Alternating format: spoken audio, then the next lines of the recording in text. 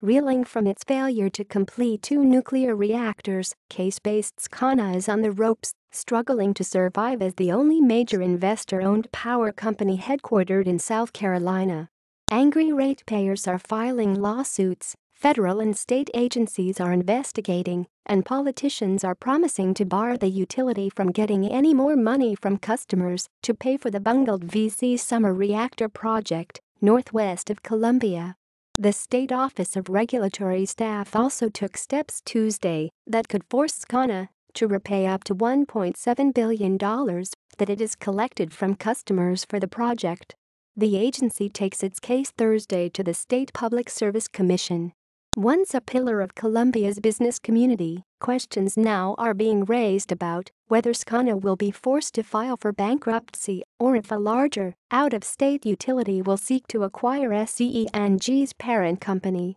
SCANA's troubles have sent its stock price plummeting to its lowest point in months, closing at $51.22 a share Wednesday, down from $75 in early summer. Some state lawmakers say they want to see SCANA remain a South Carolina headquartered business, but they also are incensed over the nuclear reactor project's failure. There has been a lot of concern about this, and does it hurt South Carolina to lose its only investor-owned utility, said State Representative James Smith, D. Richland. However, the utility is reaping what they have sown. Smith, a member of the House committee investigating the nuclear project's failure, said accountability is essential. A much harsher stand. SCANA and its junior partner, the state-owned Santee Cooper utility, shut down the 2-reactor project they were building July 31. The bankruptcy of chief contractor Westinghouse was a major reason the project could not be finished, the utility said, adding the project had become too expensive and was not needed as energy demand leveled off. By then, however, the companies had spent $9 billion on the project and raised their customers' rates 14 times to pay for the work. Securities analysts interviewed by the state said they doubt SCANA, a relatively small utility, would be an attractive target for a bigger utility to buy, at least now. There is too much uncertainty surrounding the company, they said. Neil Calton, with Wells Fargo Securities, said a key drawback for SCANA is the lack of clarity over whether the company will be able to recoup its costs associated with the nuclear plant. The company previously had said it wanted up to $2.2 billion from ratepayers to help offset the costs of the failed plant. Really, this whole cost recovery issue needs to be resolved before other parties might come in, Calton said of SCANA's attractiveness as a takeover target. News last week of a criminal investigation and this week's action by the Office of Regulatory Staff add to the uncertainty, Calton said.